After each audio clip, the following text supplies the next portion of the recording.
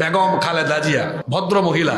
আপনারা বলেন তো, বলেন যাদের বয়সও হয়েছে, যাদের বয়স কম, সবাই বলেন এই মহিলার মুখ থেকে আপনারা কোনোদিন আলেমুল আমাকে কটাক্ষ করে বা ইসলামের শান মান খাটো করে বক্তৃতা, বাবা আপনি শুনছেন কোনোদিন? আমার বুঝ হওয়ার পরে আমি শুনি নাই, বরং আমি শুনছি এরকম কথা। ওই বালুর ট্রাকের কাহিনী মনে আছে আপনাদের? উনি বের হয়ে ওই দিন একটা বক্তব্য দিয়েছিলেন, আলেমদের এতিমদের উপরে নির্যাতন করেছে, আলেমদেরকে কারাগারে ভরে রেখেছে, আলেমদের চোখের পানি অভিশাপ হয়ে আল্লাহর গজব পড়বে বলছেন না? আজকে যারা বিএনপি করেন তাদেরকে আমি বলবো, সবাই না, বিএনপি করে এমন কয়েকজন এখন ফ্যাসিবাদী কায়দায় কথা বলে, ভারতীয় বয়ানে কথা বলে।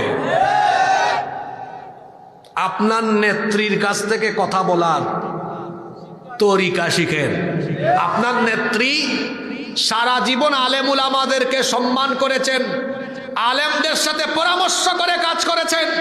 আজকে তারই প্রতিষ্ঠিত, তাদেরই চালানো দলে কিছু লোক বের হয়েছে ইসলাম বিদ্বেষী।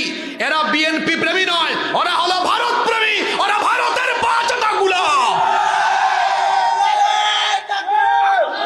জনাব তারেক রহমানকে বলবো, আপনার দলের এই পাঁচটা গোলাম, ভারতীয় গোলামদেরকে একটু চিহ্নিত করেন, নইলে আপনিও এদের কাছে হেফাজত থাকতে পারবেন না। তো বেগম খালেদা জি আলেমদেরকে সম্মান করেছেন, এজন্য দেখবেন বাংলাদেশের সব আলেম তার জন্য দোয়া করে।